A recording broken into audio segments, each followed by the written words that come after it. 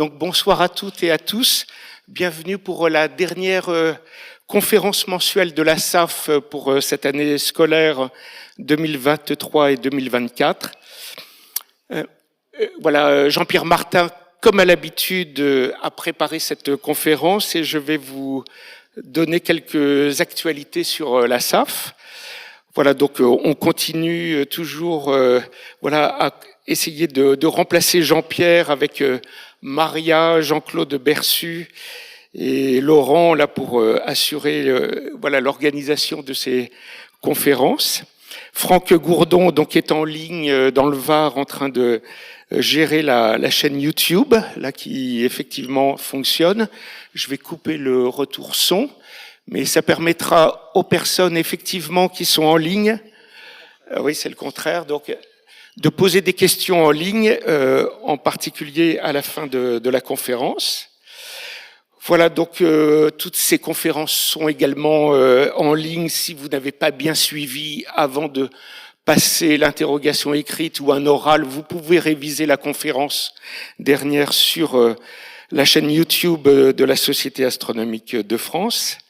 Et effectivement, cette année a été marquée par la gravité. Ça a commencé avec Microscope. On a eu plusieurs conférences autour de la gravitation. Et c'est vrai que c'est et on va conclure en beauté aujourd'hui avec cette relation Terre-Lune. Voilà, la dernière conférence était celle de Yael Nazé sur l'astronomie du passé et l'astronomie gravée dans l'histoire. Donc conférence un peu particulière parce que voilà, les arts et métiers nous ont déportés dans un autre amphithéâtre. Voilà, et il va falloir qu'on soit flexible. Je vais vous expliquer ça. Voilà, donc Yael Nazé qui est bien connue, autrice de plusieurs livres, et nous a fait une conférence très sympathique et c'est une habituée de nos conférences mensuelles. Donc les prochains rendez-vous, on reprend le 11 septembre avec Alain Roisello de l'Institut d'astrophysique de Paris, qui va nous donner les dernières nouvelles des trous noirs. Vous le savez sans doute, il y a eu quelques belles découvertes réalisées cette année. Et voilà, et ça n'est pas fini. Et Alain va nous faire le point sur ces dernières découvertes. Daniel Kunt va enchaîner avec l'univers est-il écologique. Valérie Lenné, un collègue de l'Institut de mécanique céleste et de calcul des éphémérides, va nous parler du système de Saturne. Et Valérie est l'auteur d'un système d'éphémérides avec une résolution qu'on n'a jamais obtenue par le passé, grâce à la mission Cassini et à Gaïa, et grâce à ces modélisations, et recalé avec les observations, il a mis en évidence un nouvel océan sous Mimas, donc un des satellites de Saturne. Il va nous parler de ses découvertes donc le 17 octobre. Et Roland Lehoucq, qui vient d'être élu au conseil d'administration de la Société astronomique de France et même élu vice-président, nous refait une superbe conférence pour la fin de l'année, Antimatière, entre fiction et réalité. Voilà, On the Moon Again, donc voilà le rendez-vous de ce week-end. Vous avez ici, voilà, vous prenez l'avion, je ne sais pas, dans n'importe quelle direction. Il n'y a pas d'excuse, vous avez forcément un point d'observation, mais si vous restez en France, voilà, vous allez sur la carte de France. Et il y a plusieurs, en particulier amateurs, qui descendent dans la rue, mettent en route leurs lunettes ou télescopes, et vous allez pouvoir voir le premier quartier de Lune et toucher la Lune, comme vient de vous l'expliquer Sylvain. Opération très particulière cette année. Voilà, donc à la fin du mois, le 28, 29, 30, on a l'International Congress of Astronomical Youth, donc à l'École normale supérieure, donc un rendez-vous également où vous pouvez vous inscrire.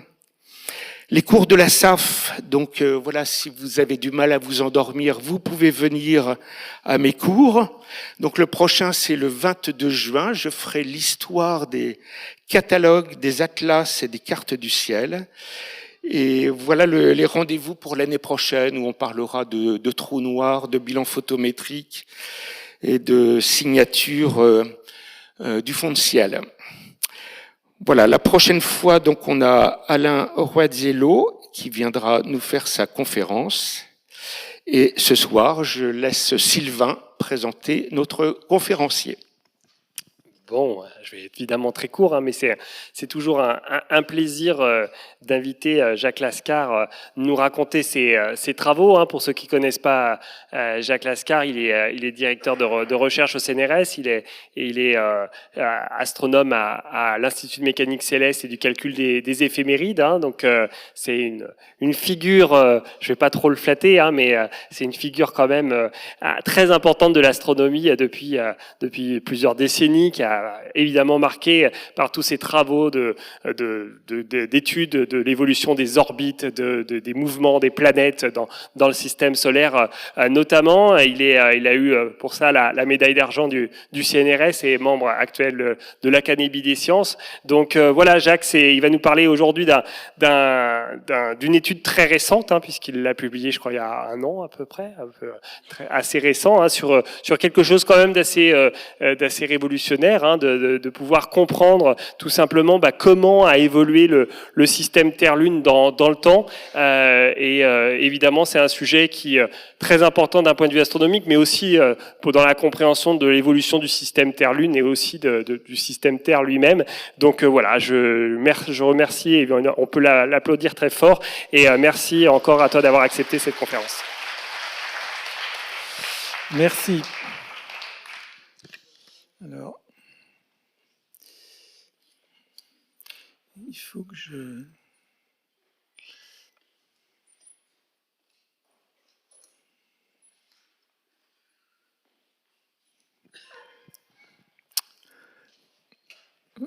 Voilà, bon. Donc bonsoir à tous, hein. C'est très agréable d'être ici.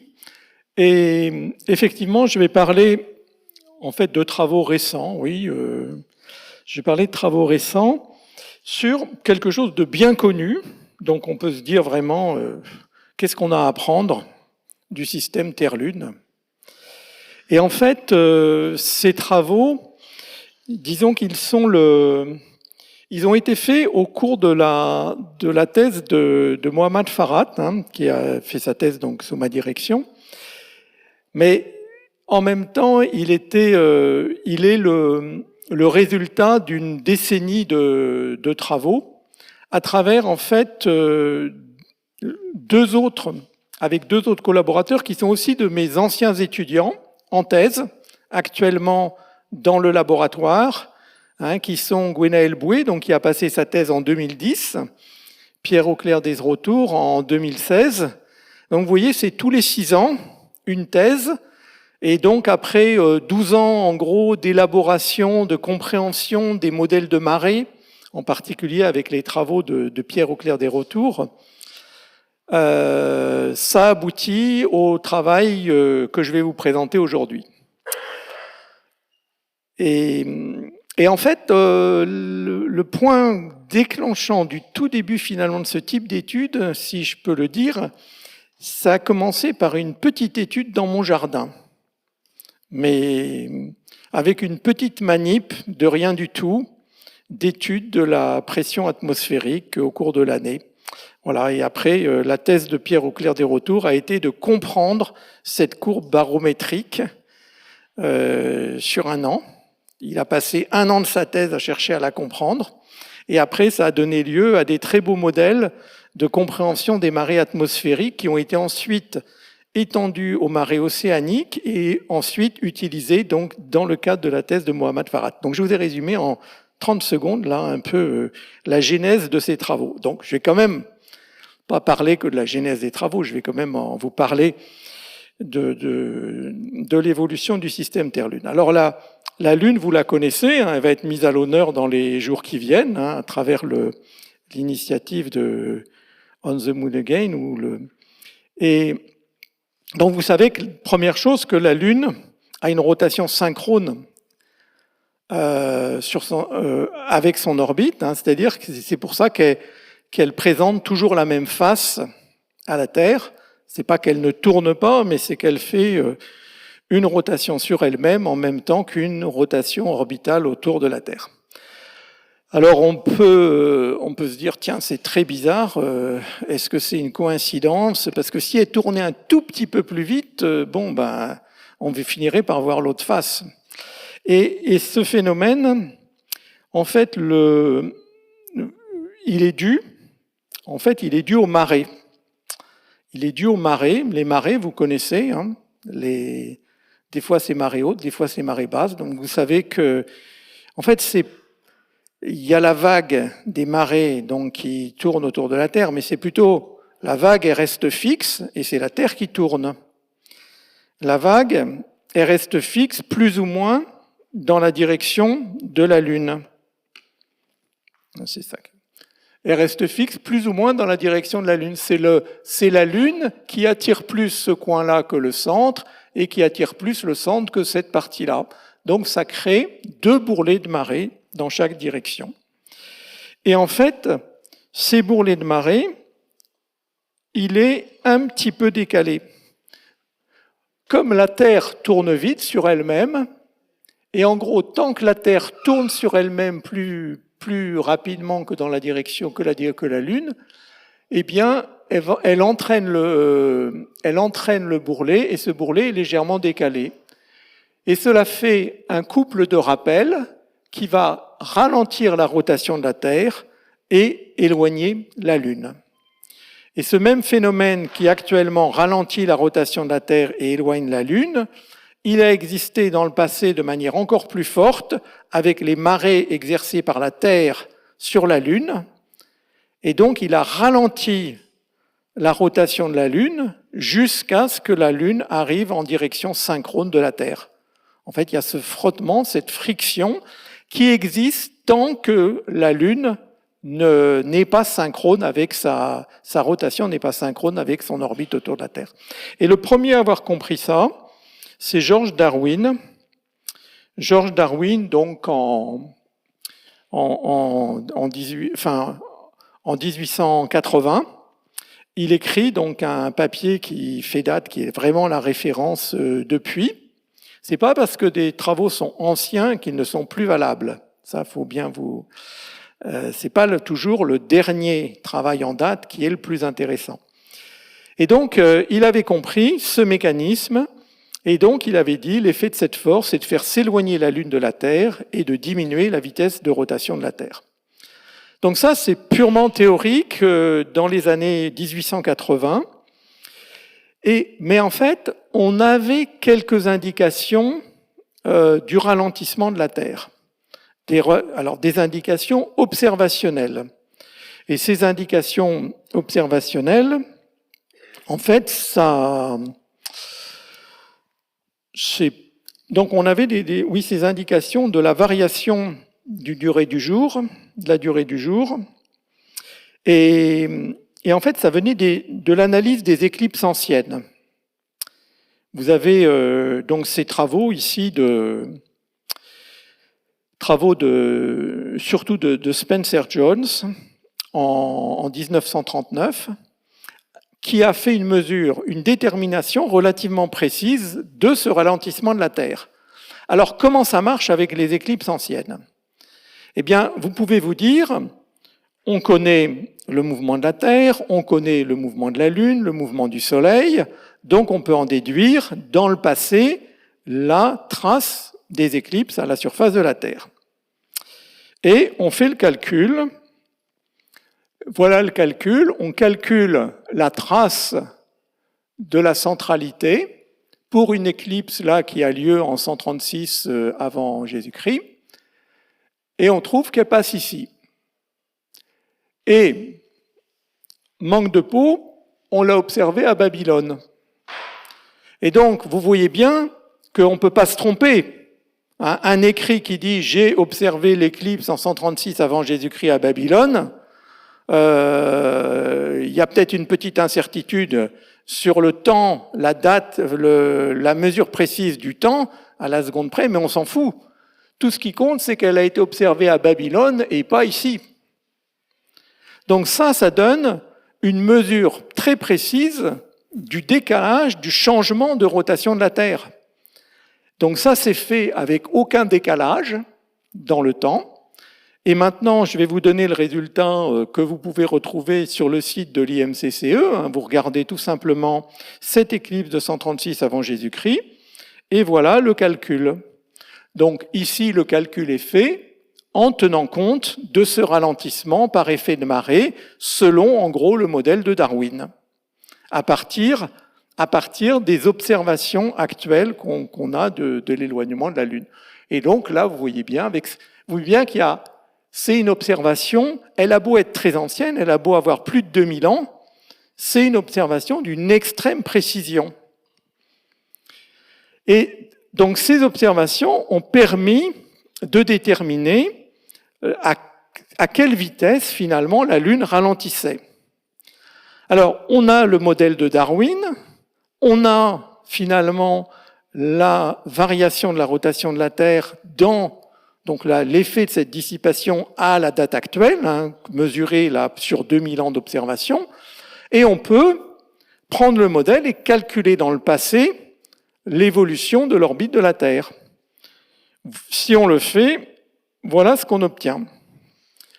On obtient que la Lune, on calcule dans le passé, ça c'est la distance Terre-Lune en rayon terrestre, et on obtient, ça c'est la date actuelle, on avait cette mesure très précise ici, avec les éclipses anciennes, et on obtient en fait une collision de la Lune avec la Terre il y a 1,4 milliard d'années.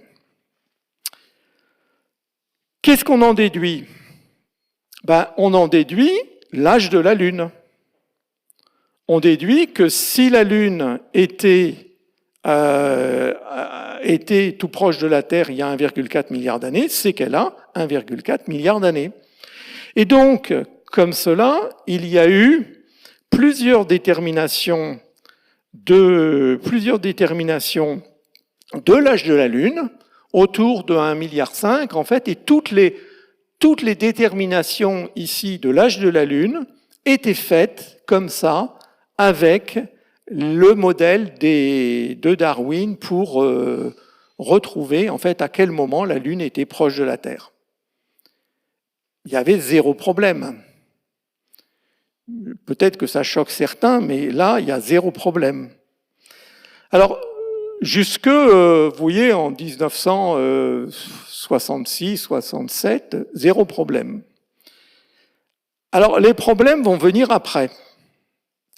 Le problème arrive en 69. Bon, j'aurais pu dire les problèmes arrivent en 68, non, c'est en 69 qu'ils arrivent. 69, l'homme met le pied sur la Lune. Alors il met le pied sur la Lune, et en fait il ne s'est pas contenté d'y mettre le pied, il a ramassé des cailloux.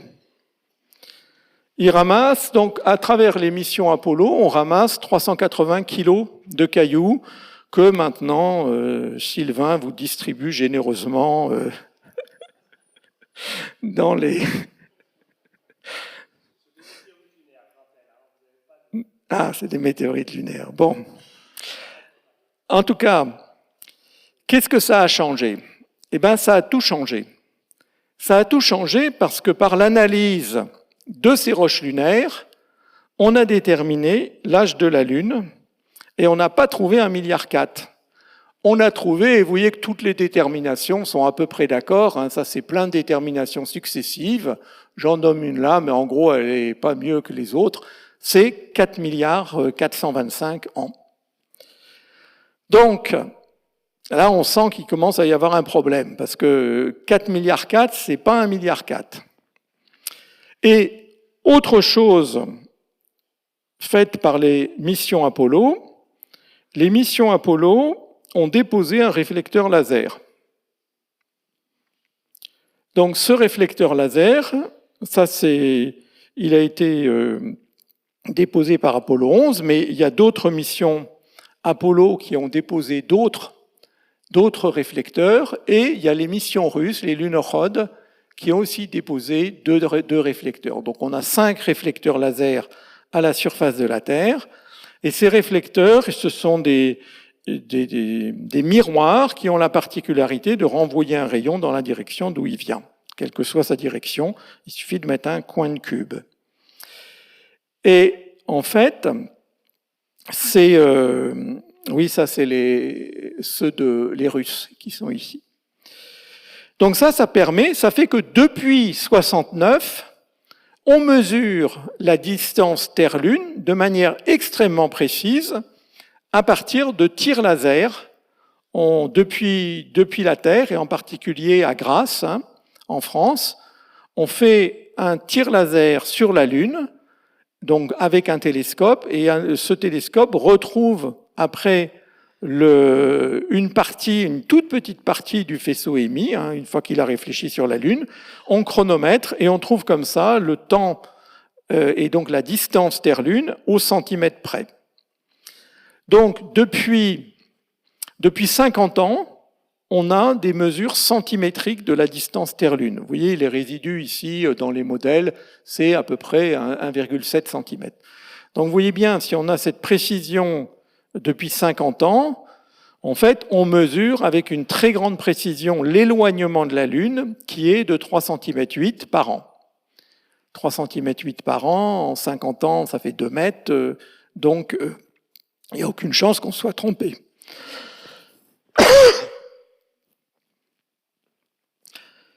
Il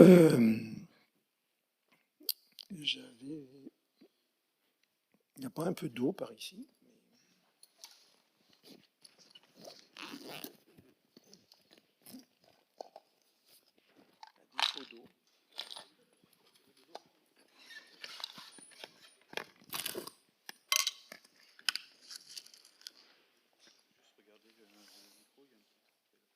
Ah oui? Ah, on en profite pour faire les vérifications techniques. Merci.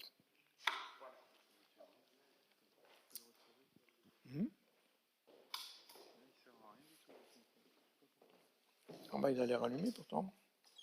Ah ben voilà. Ah, c'est de ma faute.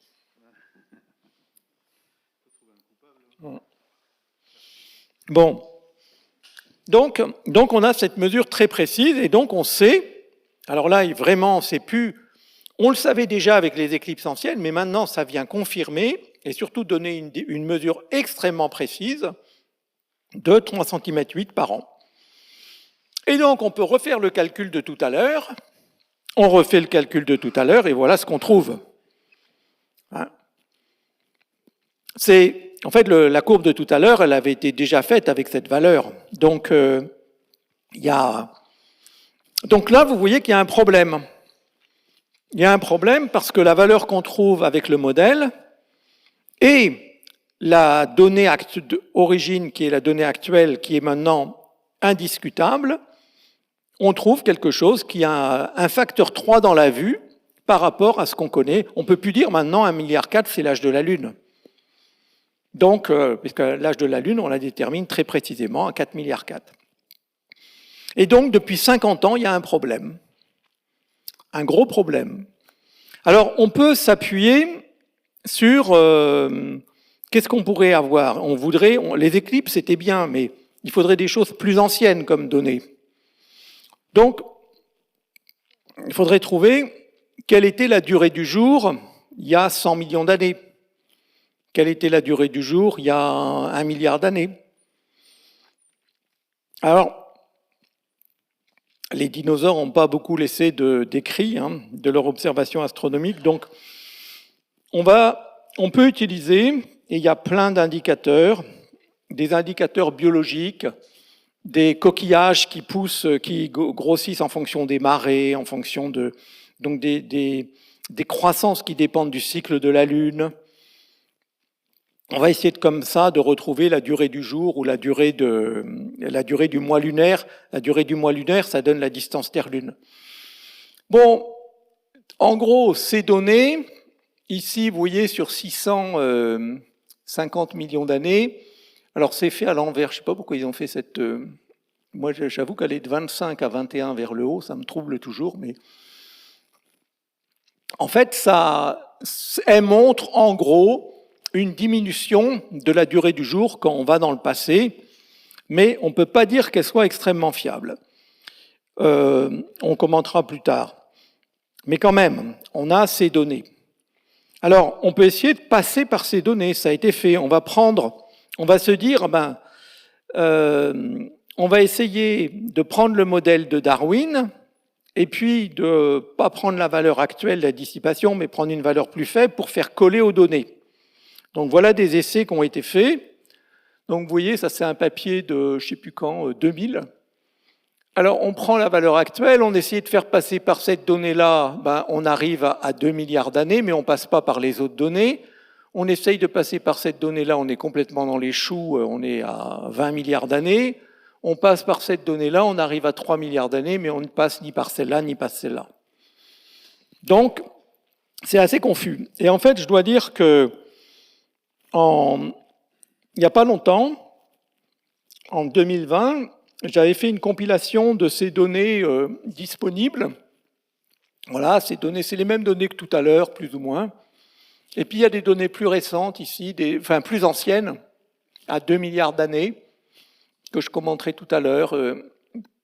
Et cette donnée-là, ça c'est une donnée beaucoup plus récente, que je commenterai aussi tout à l'heure. Donc un ensemble de données. Alors, à quoi s'étaient résolus les gens? Comme les modèles ne marchent pas, ils avaient dit, on va tout simplement tracer une courbe parmi les données. Alors ça ne mange pas de pain. On peut toujours tracer une courbe parmi les données. On ajuste la courbe aux données, mais on ne sait pas si les données sont bonnes et on ne sait pas si la courbe est bonne. C'est juste, on a une courbe qui passe par les données qu'on croit bonnes. Et reste toujours le problème d'expliquer pourquoi on a un facteur 3 dans la vue entre le modèle physique et l'âge de la Lune, qui est vraiment une donnée importante. Alors, il y a un peu de lumière qui est venue en 1980, c'est à travers des travaux qui ont considéré les océans. On savait déjà depuis un moment que l'essentiel de la dissipation, en fait, elle n'est pas dans la Terre solide, elle est dans les océans. En gros, c'est 1/10 la Terre solide et 9/10 les océans. Et donc, il fallait considérer les océans pour avoir vraiment une mesure de la dissipation. Et il y a des travaux de Webb, ça c'est en 82, qui fait un modèle très simple avec une Terre hémisphérique et un continent hémisphérique, un océan hémisphérique. Et là, il peut résoudre analytiquement les équations du mouvement des océans dans ce modèle très simple, de manière analytique avec des séries de Fourier. Et il en déduit que la dissipation change beaucoup en fonction de la vitesse de rotation de la Terre. Donc si, vous voyez, la valeur actuelle, c'est ici en rouge. Donc vous voyez, on est proche en fait d'une résonance qui fait qu'on a une amplification de la dissipation. Alors déjà, on voit une explication qui se pointe, parce qu'on se dit, tiens, maintenant on comprend mieux, on peut se dire, on est actuellement dans une période de forte dissipation, d'où ces 3,8 cm par an, mais dans le passé, on tournait plus vite, on était par ici, et on a une dissipation moins forte. Donc ça donne un cadre conceptuel, ça ne donne pas un modèle. D'ailleurs, voilà les essais de Webb. En fait, ça c'est la Terre solide, mais avec les océans, il obtient une fois 4 milliards d'années, et puis là, avec l'océan seul, donc avec l'océan et la Terre, 4 milliards d'années, avec l'océan seul, 5 milliards d'années. Mais on voit que ça progresse. Alors, donc ça c'est 1980. Depuis, en fait, il n'y a pas eu énormément de choses, et puis tout d'un coup, il y a eu pas mal de travaux. Il y a eu pas mal de travaux de deux manières, aussi bien des modèles semi-analytiques, comme le modèle de Webb, et ce qu'ont essayé de faire les gens, ils se sont dit, puisqu'il y a des données géologiques, on va essayer de coller aux données géologiques. Donc là, c'est un modèle, vous voyez, de 2021, très récent, où il essaye de coller aux données géologiques, mais il rate complètement l'âge de la Lune. Il y a aussi des modèles numériques. Maintenant, on a la grosse machine numérique qui permet de comprendre, de faire un calcul. Parce que le modèle analytique, il est obligé de simplifier. Donc, on prend des terres hémisphériques ou complètement un océan global. Le modèle numérique, il permet de prendre des continents réalistes. Et donc là, avec des continents réalistes, ce qu'il y a, c'est que ça va pas bien loin. Ou bien, soit là, c'est sur 250 millions d'années, soit ici, il y a eu des calculs de fait. Alors là, toujours en essayant d'ajuster les données, mais c'est pareil, on part complètement dans les choux pour ce qui est de l'âge de la Lune. Donc c'est un peu l'état de l'art au moment où on a commencé, on avait déjà même démarré les travaux donc, dans le cadre de la thèse de Mohammad Farhat. Et alors l'idée, c'était plutôt on aime bien les modèles simples. Donc l'idée, c'était plutôt faire un modèle analytique, donc du genre de celui de Webb. Et puis, moi, je connais bien les géologues. Ça fait 30 ans que je travaille avec les géologues dans le cadre de l'analyse justement des données cyclostratigraphiques du passé, les cycles de Milankovitch. Connaissant très bien les géologues et les données géologiques, l'option a été de ne pas du tout prendre en compte les données géologiques. Brigitte n'est pas contente. Voilà. On ne prend pas en compte les données géologiques. Justement, ce qu'essayaient plutôt de faire les autres modèles. En revanche, on essaye d'avoir un modèle physique aussi simple que possible, mais pas trop. Ça, il y a déjà des bonnes références sur ça. Et puis, on va avoir, comme ça, un nombre minimal de paramètres. Et en fait, notre nombre de paramètres, ce sera 2.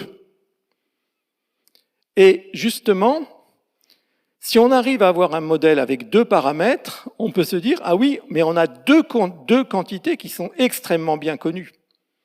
Les 2 quantités qui sont extrêmement bien connues, c'est l'âge de la Lune et la dissipation actuelle. Donc on va voir si, avec notre modèle qui n'a que ces 2 paramètres, on arrive à trouver des valeurs des paramètres qui permettent de rendre compte à la fois de l'âge de la Lune et de la dissipation actuelle. En plus, Mohammad a rajouté ce qu'on sait de la tectonique des plaques. Alors, on connaît la tectonique des plaques, l'évolution des continents dans le dernier milliard d'années, avec une incertitude qui va largement croissante au cours du temps. C'est à peu près connu dans les 200 premiers millions d'années, et puis après, ça devient de plus en plus incertain. Mais en fait, on a pris... Alors, comment c'est modélisé ? De toute manière, on ne modélise pas les continents, on a juste un continent hémisphérique, un océan hémisphérique, et puis, mais on prend une orientation moyenne qui correspond à l'orientation moyenne des continents. On va tenir compte aussi du fait que, initialement, la Terre était plutôt un océan global et qu'on a une croissance continentale pour arriver à l'état actuel. Alors, autant vous le dire, on ne connaît pas grand-chose sur la manière dont s'est fait cette croissance. Voilà un peu une compilation des différents modèles. Tous s'accordent à dire qu'on part de zéro, qu'on arrive à la valeur actuelle, mais vous voyez que les chemins employés sont très variables. Peu importe, c'est ça qu'on va faire. On prend au début un océan global, et puis après un océan hémisphérique et un continent hémisphérique.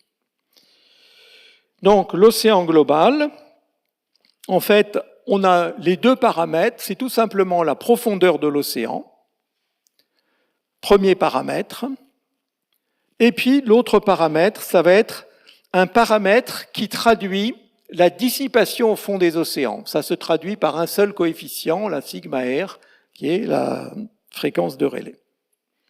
Donc on a 2 paramètres. deux paramètres et deux données. Donc c'est pas mal. Alors, qu'est-ce qui se passe? C'est comme tout à l'heure avec le modèle de Webb. Quand on fait tourner la Terre à des vitesses différentes, en fait, on peut avoir des résonances entre l'excitation de marée qui correspond à la rotation de la Terre, hein, c'est cette fréquence de marée, en gros les marées que vous voyez 2 fois par jour, et puis les oscillations internes de l'océan. Et ça peut donner lieu à des résonances. Alors c'est la même chose que ce que je vous ai montré tout à l'heure dans le modèle de Webb, mais là de manière un peu plus précise, parce que c'est un modèle plus simple initialement. Donc la courbe rouge, c'est pour l'océan global. Donc vous voyez, vous avez des résonances. Là, la valeur actuelle, c'est ici. On est proche d'une résonance. Dans le passé, c'était moins fort, mais il y avait d'autres résonances. Et puis si on prend le modèle hémisphérique, c'est plus compliqué parce qu'on détruit les symétries, donc on a bien plus de résonances, bien plus de pics. Donc voilà le modèle, et on fait évoluer le calcul à travers ce modèle, et on cherche pour les deux valeurs des paramètres qu'on a. Donc les deux valeurs des paramètres, je vous le rappelle, c'est la profondeur de l'océan et puis la valeur du coefficient de dissipation. Pour chacune de ces valeurs, de ce couple de valeurs, on fait une intégration et on regarde est-ce qu'on se rapproche ou pas de l'âge de la Lune et de la dissipation actuelle. Donc la couleur, ça traduit à quel point on s'en rapproche. Et le bleu, c'est quand on est très près. Donc vous voyez ici, c'est bien, on a en fait ici des données où on est très près. Après, il faut se demander, est-ce que ces données où on est très près, ça correspond à quelque chose de physique? Ça tombe bien parce que si vous prenez la profondeur moyenne de l'océan, là de notre demi-océan, eh bien le volume d'océan qui correspond, c'est à peu près le volume actuel, à 10% près. Donc c'est pas trop mal. La valeur du coefficient de dissipation, c'est aussi comparable à ce qu'on s'attendrait. Donc c'est pas trop mal. Et les valeurs obtenues, vous voyez, la valeur vraie, c'est 3 cm 83, et on obtient 3 cm 82,9. On est content. Et là, au lieu de 4 425, 4 430. Donc en fait, on a un excellent... Alors ça, on ne savait pas initialement qu'on allait trouver ça. Parce que quand Webb a fait ses modèles, il n'a pas cherché de manière exhaustive. Et nous, on a cherché de manière exhaustive, avec notre modèle un petit peu plus compliqué, on trouve un ajustement parfait. Donc on aurait pu ne jamais trouver, il aurait pu se faire qu'aucun des couples de valeurs ne permette de s'approcher des données réalistes. Ça aurait pu très bien se faire. Ça aurait voulu dire qu'il fallait rajouter autre chose. Là, du premier coup, on a été les premiers surpris, on arrive à des valeurs très très réalistes, très très près, aussi près qu'on veut en gros. Alors, bien sûr, on est très content, on se dit notre modèle il marche bien, mais on peut se dire aussi, ah oui, mais les modèles anciens comme celui de Webb, est-ce que finalement ce modèle plus simple n'aurait pas aussi bien permis de trouver les valeurs réelles du coefficient actuel de dissipation et de l'âge de la Lune si on avait cherché de manière aussi exhaustive? De même, pour un modèle encore plus simple de l'océan global, est-ce qu'on ne peut pas trouver aussi des valeurs qui rendent compte aussi bien de ça? Et en fait, en cherchant, oui, si on regarde l'océan global ou bien le modèle de Webb, on trouve des valeurs qui sont vraiment très près. C'est un peu moins bon, mais en gros, c'est quand même très très près. C'est-à-dire que si on avait eu que ça, on en aurait été très content. Donc, finalement, ça montre que les 3 modèles là permettaient quand même d'avoir ces valeurs tout à fait réalistes, tout à même extrêmement précises. Alors là, donc il faut trancher maintenant. Lequel de ces 3 modèles est le plus proche de la réalité? Donc là, je vais me retourner vers les géologues. parce que je les ai pas oubliés, les géologues. Je les ai mis un peu de côté pour établir le modèle. C'est-à-dire que ce qu'on a voulu faire, c'est en un premier temps établir un modèle avec ce qu'on connaît de mieux, voir si ça suffit. Et seulement après, on se dit, tiens, maintenant, on regarde avec les données géologiques. Alors, je vais parler de deux types de données géologiques. D'abord, des dépôts qui sont liés aux marées. Vous avez en fait une rivière qui se jette dans la mer, et puis vous avez une petite fosse, et en fait, du coup, on va avoir des accumulations de sable qui vont se faire au rythme des marées. En gros, on a du sable gros quand on a un courant qui bouge, et puis quand ça devient étal, c'est une couche très fine, et comme ça, on a des couches de marée, et qui vont changer en fonction de l'amplitude de marée. Et donc, ça permet normalement de retrouver le jour lunaire, le mois lunaire, éventuellement l'année tropique, la période du nœud, enfin si on est chanceux. Et donc, on a ces premiers enregistrements. Alors, on va les tracer. Donc, il y a des enregistrements bien connus qui ont été étudiés en Australie il y a 620 millions d'années, ou un autre même de 2,4 milliards. Et donc, on peut les reporter. En fait, ça, ce sont ces données liées au dépôt de marée. Vous voyez ici le temps en années, et ici la distance Terre-Lune. Donc là, j'ai tracé avec les signes jaunes, ce sont ces données de marée. Donc par exemple, celle-là, c'est celle-là, et puis celle-là ici à 2,4 milliards, c'est celle-là en Australie. Autre type de données, un petit peu plus compliqué, ce sont des données géologiques qui sont liées à la précession de l'axe de la Terre. Alors, comment ça marche tout ça? Donc, ça va être des données, en fait, qui viennent des cycles de Milankovitch. Donc, on a les orbites des planètes. Ici, Mercure, Vénus, Terre, Mars. Le temps qui passe ici en milliers d'années. Donc là, vous voyez, il y a déjà 400 000 ans de passé. Et vous voyez que tout ça, ça bouge. Tout ça, ça bouge. Et le fait que ça bouge, ça va entraîner donc une déformation de la forme de l'orbite terrestre, donc déformation de la position du Soleil par rapport à la Terre, et on va avoir changement de l'insolation à la surface de la Terre. De la même manière, l'axe de la Terre précesse lentement à cause de l'attraction de la Lune et du Soleil. Elle précesse donc par rapport au plan de l'orbite avec une période de 20 000 ans. Et ça va changer à quel moment se font les saisons. Est-ce qu'on est en hiver au moment où on est au plus près du Soleil ou en hiver au moment où on est au plus loin, comme maintenant? Donc dans un cas, ça augmente le contraste des saisons et dans l'autre cas, ça le diminue. Donc on a tout ça qui fait des changements de l'insolation à la surface de la Terre, et donc ça fait des changements du climat à la surface de la Terre, et ça se traduit par des variations, aussi bien dans des indicateurs qui donnent la température dans le passé dans des carottes de glace. Donc vous voyez ici, ça c'est un indicateur qui est un rapport isotopique oxygène. Ça fait du bruit, ça. Là, c'est quoi ce crachouillis? C'est quoi ce crachouillis, là? Ça fait beaucoup de bruit, ça. Il y a un truc qui fait du bruit. Bon. Je reviens. Ah oui, c'est... Donc, le rapport isotopique oxygène 18 sur oxygène 16, c'est un indicateur de température. Donc, vous voyez ici l'indicateur de température fonction de la profondeur. Et en rouge, c'est la variation d'insolation. Donc ça, c'est vraiment le mouvement des planètes, calculé par la mécanique céleste. La courbe rouge, c'est le changement de l'insolation à la surface de la Terre qui vient de la variation de la précession et de la forme de l'orbite de la Terre.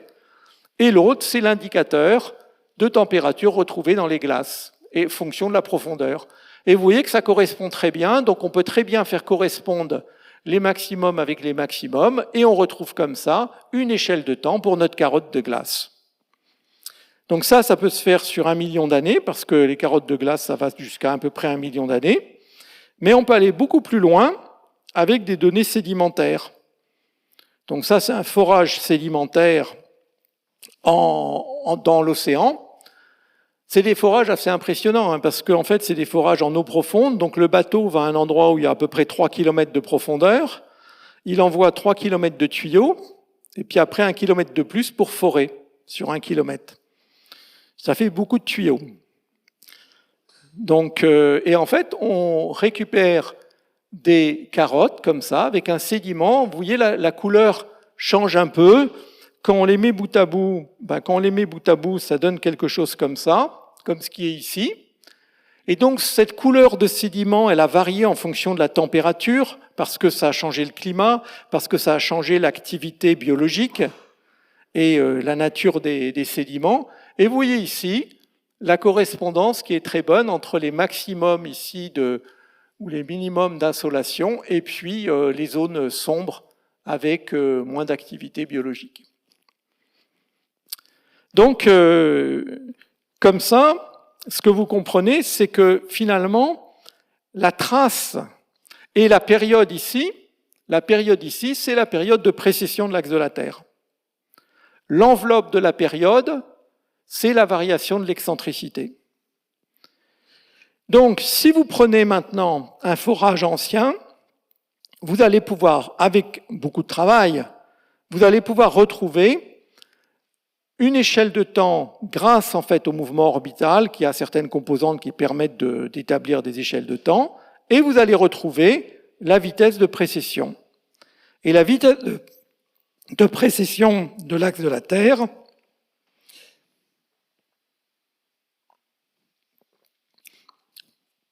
elle dépend de la distance de la Lune et de la vitesse de rotation de la Terre. Donc vous allez trouver comme ça, avec un petit modèle, dans le passé, quelle était la distance de la Lune, la vitesse de rotation de la Terre, donc la durée du jour. Et ça, en fait, ces méthodes-là, elles n'ont été utilisées que relativement récemment, parce que c'était pas simple. Mais en fait, on a pas mal c'est les points bleus. Tout ça, c'est des données relativement récentes. Ça a été pas mal popularisé parce qu'il fallait aussi des meilleures méthodes d'analyse. Avec ce travail de Meyers et Mali-Verneau en 2018. Donc, vous voyez, c'est tout récent. Et ce qui nous intéressait bien, c'est que au moment où nous, on élaborait notre modèle, on a des collègues hollandais qui faisaient ces analyses ici à 2,4 milliards. Donc, c'est ce point bleu. Et ce point bleu, vous voyez la différence entre le point bleu et les données jaunes d'avant, c'est qu'en fait, ça a l'air beaucoup plus fiable. C'est-à-dire que là, vous voyez, deux équipes qui ont analysé les mêmes données n'ont pas du tout trouvé la même chose avec des grosses barres d'erreur. L'autre, la manière dont c'est fait, tout ça, ça paraît beaucoup plus fiable, beaucoup plus intéressant. Beaucoup plus systématique. Et donc, voilà, ces données, c'est celle-là, ce point-là, et celui-là, c'est cette formation, ici, en Australie. Et maintenant, qu'est-ce qu'on va faire? Maintenant qu'on a des données, on a des modèles, tous nos trois modèles marchaient bien avec la dissipation actuelle et l'âge de la Lune, on va les comparer. Je compare l'océan global. Donc, il part bien de la bonne valeur, puisque c'est la valeur actuelle. Il arrive bien à l'âge de la Lune, puisque de toute manière, il a été calé là-dessus. Mais, bon, c'est pas trop mal. Mais ça oublie un peu ce point-là. Après, on peut prendre le modèle plutôt comme Webb, avec l'hémisphère, mais à la Webb. Et là, donc pareil, les deux points du bout sont pas mal. Mais l'autre, les données, elles sont un peu oubliées. Et nous, on n'oublie pas les géologues quand même. Bon. Et donc là, maintenant, je vais comparer notre modèle aux données géologiques. Je vais les comparer et voilà ce que ça donne. Et, et alors, c'était assez impressionnant parce que, en fait, ce point nous a été envoyé juste au moment où on faisait la courbe.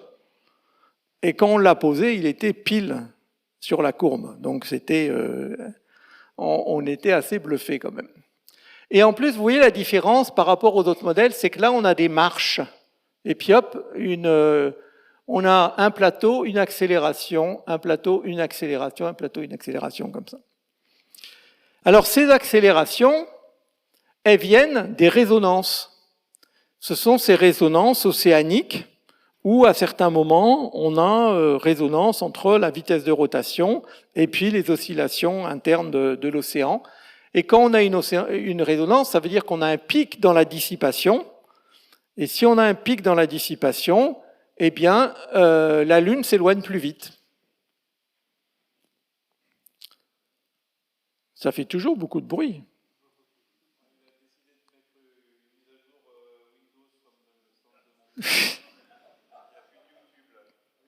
Ah oui,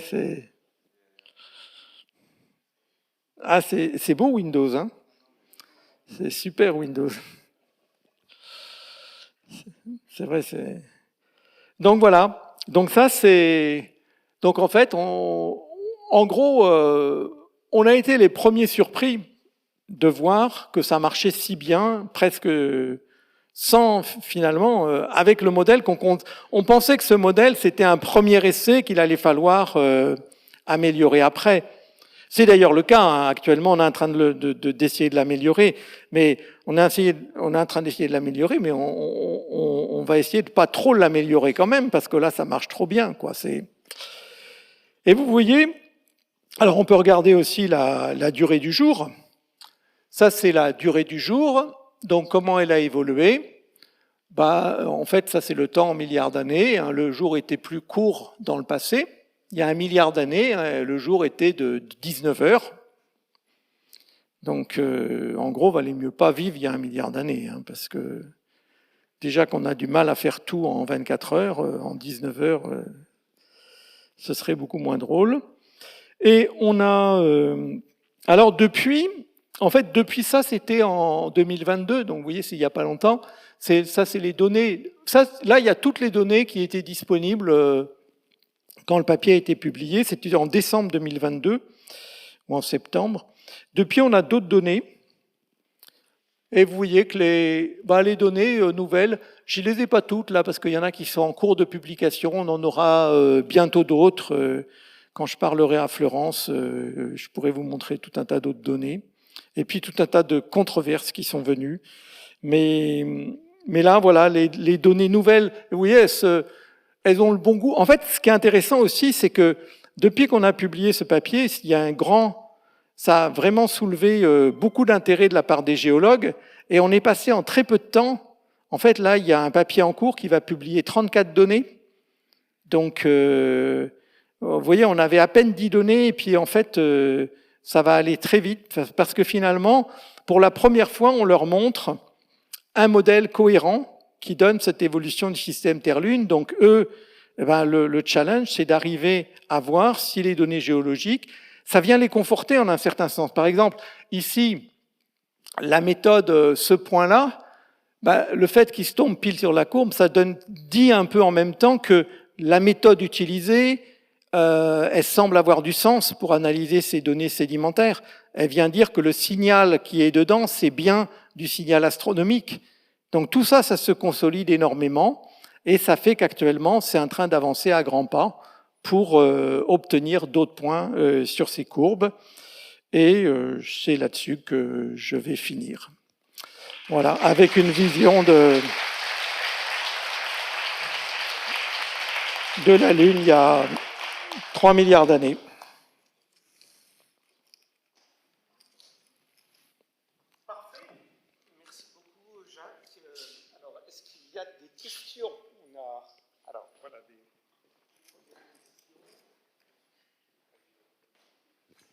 J'arrive.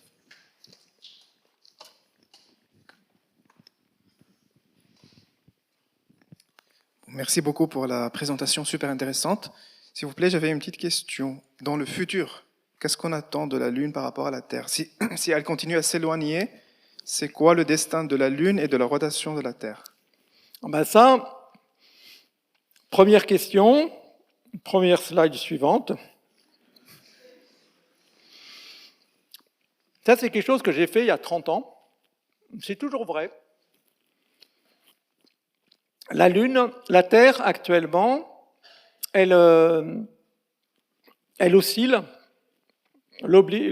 Son obliquité, qui est de 23 degrés actuellement, 23 degrés ici. Sa vitesse de précession, c'est 55, un peu plus de 50 secondes par an. C'est cette période en 20 000 ans. Et elle a en plus un petit mouvement que je ne vous ai pas montré tout à l'heure, j'ai été un peu plus vite. Son obliquité, elle n'est pas constante, elle oscille de 1,5 degré autour de sa valeur moyenne. Et ça crée aussi des changements climatiques. Et qu'est-ce qui se passe dans le futur? Dans le futur, la Lune s'éloigne, comme je vous l'ai dit tout à l'heure.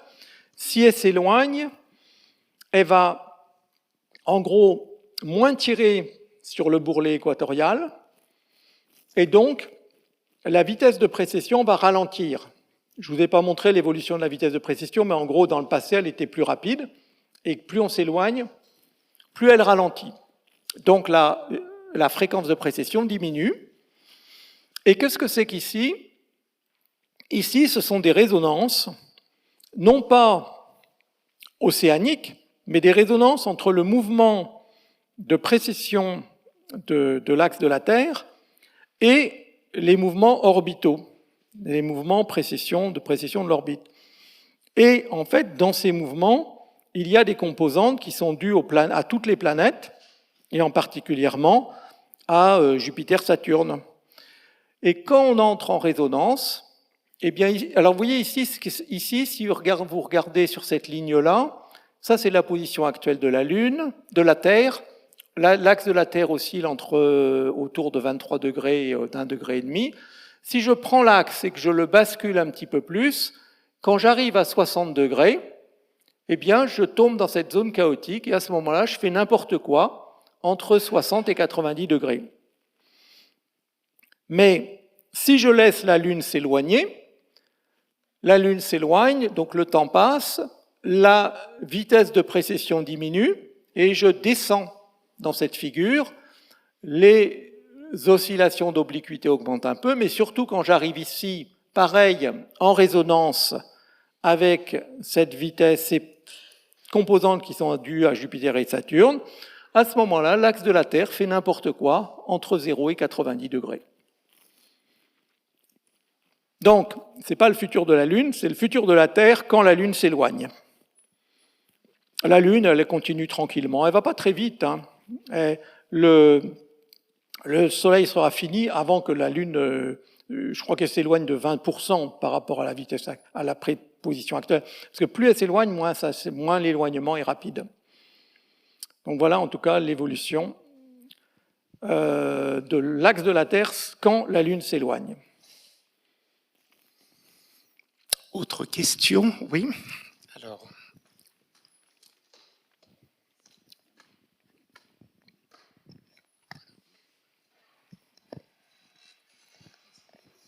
Et vous avez évoqué l'amélioration de votre modèle. Et donc, c'est quoi? C'est l'évolution des continents ou pas considérer que les continents sont un seul continent? Bah oui, on voudrait savoir un peu. Là, on a un modèle extrêmement simple parce que, en fait, c'est un modèle qui peut se calculer de manière analytique. Et c'est des développements analytiques qui avaient été faits au début par Pierre, qui ont pu être adaptés, par Pierre Auclair des Retours, qui ont pu être adaptés par Mohamed sur cette configuration relativement simple. On ne peut faire des calculs analytiques que sur des configurations extrêmement simples. Ça reste déjà assez difficile. Donc maintenant, on veut effectivement voir ce qui se passe avec des distributions continentales un petit peu plus réalistes. Quelles sont vraiment... On va titiller le modèle, on va bouger des choses, on va se demander qu'est-ce qui se passe si on bouge ça, si on bouge ceci, avec toujours quand même ces contraintes de l'âge de la Lune et de la dissipation actuelle. Donc là, on a quand même l'idée que ces contraintes, elles sont assez fortes pour imposer la forme générale de la courbe, mais que les places des résonances pourraient changer un petit peu, donc en fonction de ces évolutions continentales, et déjà de la distribution réaliste continentale. Et on a une thèse là qui a commencé, qui est vraiment sur ce calcul, alors là maintenant numérique, avec des distributions continentales réalistes. Merci. Donc il faudra attendre un peu plus longtemps pour vous en parler. Bien que ça avance très vite. En fait, on s'est dit on n'allait pas inventer la roue, et donc on travaille en fait avec des mathématiciens de Sorbonne Université qui ont développé des méthodes de calcul, et ça marche très bien. Autre question, Brigitte. Merci pour la conférence, même si je suis géologue. Mais j'avais une question, en fait, à partir de quel moment dans le passé on peut dire que la Terre et la Lune étaient en corotation comme ça, enfin que la Lune était fixée? À partir de quel moment la Lune était bloquée par rapport à... Je n'ai pas refait le calcul, je pense que c'est très rapide, mais je n'ai pas en tête les valeurs. Là, tu montres justement l'évolution à 4.5. Bon, là, évidemment, tu n'as pas de point. À quel niveau, en fait, bon, ça croise à 4.5, mais notamment sur la distance Terre-Lune. Là, je vois que tu es à 15, mais est-ce que la courbe peut évoluer différemment et que tu sois à, je sais pas, moi, 5 ou 10? Ouais. À quel point est-ce que ça peut vraiment varier cette distance à 4.5 au moment de la formation de la Lune, en fait? Est-ce que là, je vois que tu es à peu près à 90 000 km, enfin à 15 rayons terrestres? Est-ce que tu pouvais être à 5, par exemple, ou est-ce que tu pouvais être à 10? Est-ce que tu pouvais être à 5 ou 10 rayons, par exemple? Ouais, mais disons que cette partie-là, la partie du tout début, c'est évident que dans une vision comme ça, qui est, en fait, la chute, elle est très, très, très, très rapide. Maintenant, tout le modèle, dans cette partie vraiment précoce de la formation de la Lune, juste après la formation de la Lune, on a des rhéologies qui sont différentes, en fait, parce qu'on va avoir des terres magmatiques, on va avoir des... Donc tout ça, il faut un peu le considérer de manière différente. Mais là, donc les modèles qui font le tout début de la formation et de l'évolution sont un peu différents de ce qu'on a ici. En gros, nous, ce qu'on prend, c'est juste après ce début de formation pour ramener à la position actuelle. Et en fait, pour tout vous te dire, on est en train de faire un travail sur la partie magmatique. Donc de prendre en charge, parce que forcément... De la Terre. Le fait que, du coup, la Terre tourne ultra rapidement au moment de l'océan magmatique, potentiellement, et donc tu as certainement... Enfin, je ne sais pas si on imagine une Terre qui fait un tour sur elle-même en 2-3 heures. L'évolution de la durée du jour, oui, c'est pareil. On a une évolution là comme ça. Enfin, j'ai pas mis la fin mais la partie du tout début, elle est.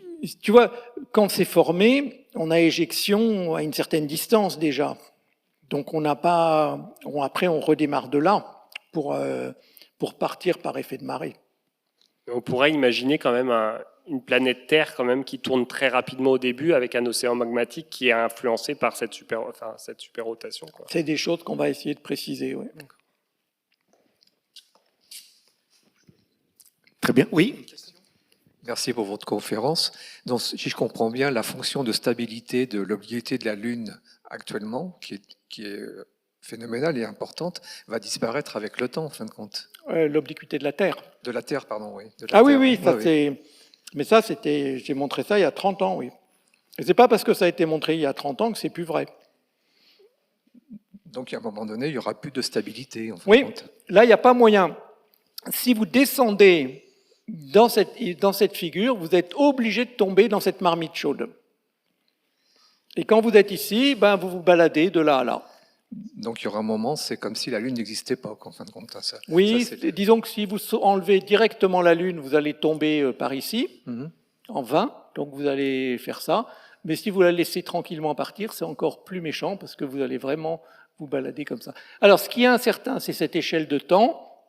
qui dépend justement du modèle de marée qu'on a modélisé. Il faudrait revoir un peu l'échelle de temps, mais quelle que soit l'échelle de temps, elle est du même genre et on tombe dans...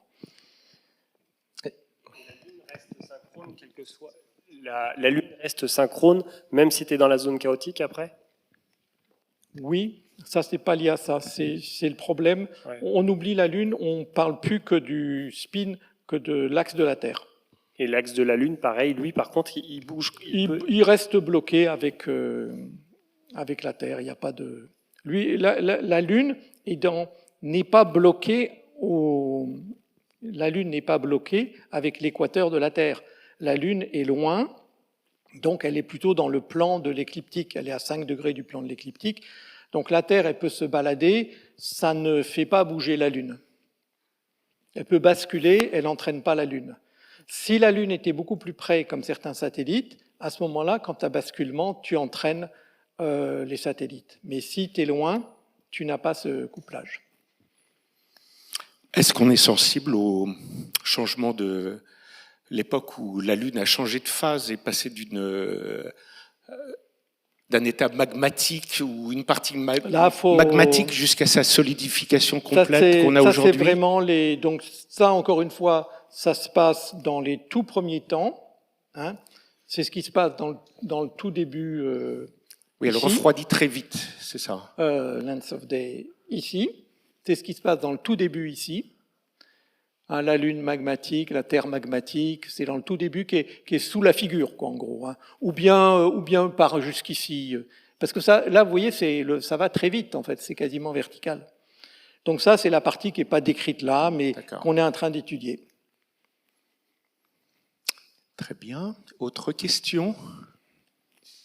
Actuellement, le ralentissement de la Terre, c'est à peu près 1 milliseconde. 2 millisecondes par siècle. 2 millisecondes par siècle? Par siècle, oui. D'accord. Par contre, il y a la... Pour la durée du jour. La durée du jour, voilà. Et on introduisait des secondes intercalaires le 1er janvier ou le 1er juillet. Là, ça fait quelques années. Alors les secondes intercalaires. Les secondes intercalaires. Alors, on vous racontait une histoire à chaque fois que ça passait à la télé pour vous raconter mes copains de l'étage d'en dessous. Il y en a qui ils étaient contents de passer à la télé, donc ils racontaient que c'était dû à l'éloignement de la Lune, comme je l'ai dit là. En fait, l'essentiel n'était pas dû du tout à ça. L'essentiel était dû au fait qu'on s'est planté quand on a défini la seconde. Mais ça ne veut pas dire qu'il n'y a pas une partie qui vient de cet éloignement de la Lune. Alors en plus, il y a une composante plus aléatoire dans tout ça, qui vient aussi, il y a une composante qui vient de la fonte de la calotte polaire. Donc tout ça, ça fait qu'actuellement, il y a plutôt un tassement dans ce changement. Un petit peu, enfin on n'a pas cette dérive. Ça ralentit, c'est-à-dire qu'on n'a pas rajouté des secondes depuis un moment. Là. Oui, depuis voilà. Et on se demande même s'il ne va pas falloir en enlever une au lieu de la rajouter. Donc, mais heureusement, surtout, c'est complètement débile de rajouter des secondes. En fait, c'est rajouter des secondes intercalaires, ça a permis aux astronomes de s'interdire de faire des prédictions. Parce que si on calcule avec la mécanique céleste, on fait des observations, on peut prédire vraiment sur plusieurs milliers d'années, avec une très grande précision, le mouvement des planètes, donc prédire les événements astronomiques, tout ça, sauf les événements avec des comètes qui viennent de je ne sais pas où, mais autrement, tout le reste, on le prédit de manière extrêmement précise sur un millier d'années. Mais il n'y a qu'une chose qu'on ne peut pas prédire, c'est quand le clampin de l'étage d'en dessous va rajouter une seconde, si bien que, en fait, en rajoutant ces secondes de manière un peu aléatoire au cours du temps, on s'interdit de faire des prédictions à plus de 6 mois à l'avance. Parce qu'en gros, il y a 6 mois de délai. Et d'ailleurs, il y a chose assez extraordinaire, il y a un annuaire du Bureau des longitudes, du Bureau des longitudes, oui, qui a été publié récemment. C'était juste quand j'avais pris, avant que je prenne mes fonctions de directeur de l'IMCCE, avec en tête un avertissement, attention, tout ce qui est écrit dans ce volume est faux. En gros, c'est pas écrit comme ça, c'est juste que c'est arrivé, l'édition le second intercalaire est arrivé après la publication de l'annuaire. En fait, on s'en contrefiche de savoir s'il y a une seconde de plus entre la rotation de la Terre et la position où vous êtes. Quand vous êtes à Brest et quand vous êtes à Strasbourg, vous n'êtes pas avec la même heure, donc ça n'a aucune importance. C'était important à un moment où on se disait, ah ben avec l'heure, on aura la position sur la Terre, mais là, on s'en contrefiche, en fait. Donc, ce qu'il faut faire, et ce vers quoi on va tendre, c'est, disons que ces secondes, elles ont introduit des tonnes de bugs. Alors, certains diront, ah oui, mais quand on va les enlever, ça introduira aussi d'autres bugs parce qu'on n'aura plus la conformité entre la rotation de la Terre et le temps. Mais le nombre de bugs passés est fini, alors que le nombre de bugs à venir est infini. Mais donc ça, c'est notre argument. En gros, il y a tout un tas d'arguments qui ont à peu près maintenant convaincu les gens, et on va aller vers une suppression des secondes intercalaires. À partir donc, de quand 2026, c'est ça? J'ai pas en c'est tête, le vous le savez BIPM mieux que moi, mais donc en gros, on va laisser le temps dériver par rapport à la rotation de la Terre. Il ne va pas dériver beaucoup, hein, je vous rassure tout de suite. Donc, et on va publier à côté de ça, tout simplement des éphémérides de la rotation de la Terre. On aura les deux séparés, on ne cherche pas à lier l'un à l'autre, et au moins comme ça, on peut faire des éphémérides sans écrire devant en page de garde que tout est faux dans le volume pour des milliers d'années à venir. Voilà. C'était tout sur la seconde intercalaire. Voilà, peut-être une dernière question. Les mesures Terre-Lune avec un laser, on continue de les faire au Serga? On continue de les faire au Serga, oui, oui. Ah, bien sûr, c'est pertinent de le faire parce qu'il y a, en fait, on peut se dire, ah oui, mais ça sert à quoi? Parce que maintenant, on connaît bien le mouvement de la Lune, mais en fait, on ne connaît pas grand-chose. On ne connaît pas l'intérieur de la Lune. Et dernièrement, c'est à travers justement c'est en utilisant les éphémérides précises de la Lune que mes collègues ont pu montrer en étudiant les données laser Lune, couplées à des données aussi satellites. Ils ont pu montrer que, là c'est en étudiant le mouvement de libration de la Lune, ils ont pu montrer que l'intérieur de la Lune était liquide et qu'il y avait une graine solide au milieu. Et ça, c'est de la même manière que vous étudiez le mouvement d'un œuf, s'il est cuit, s'il est mou, s'il est cru, ça ne fera pas la même chose. Et bien là, c'est pareil. En étudiant le mouvement de libration de la Lune qu'on obtient bien donc avec ces données laser Lune, on peut en déduire la structure interne de la Lune. Et c'est le seul moyen. Avec les ondes sismiques. Donc les deux couplés, ça permet de ça. Très bien. Si vous donc oui, encore une fois, de faire des mesures, parce qu'effectivement, en France, c'est sûr qu'on a du mal à subventionner. On est très fort pour envoyer un nouveau satellite, faire une nouvelle expérience, un nouveau télescope, ça on est très fort. Mais pour garder en route un truc qui marche très bien depuis 50 ans, alors là, c'est beaucoup plus difficile. Et c'est stupide parce que le coût est minime, et en fait, ça continue de donner des résultats de tout premier ordre qui ne sont pas atteignables autrement.